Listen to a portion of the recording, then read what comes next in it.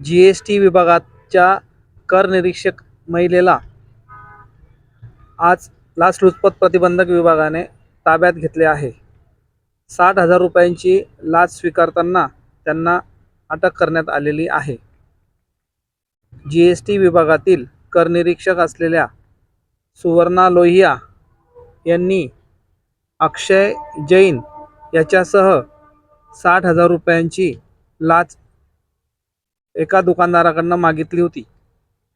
त्यावर आज कारवाई करण्यात आलेली आहे.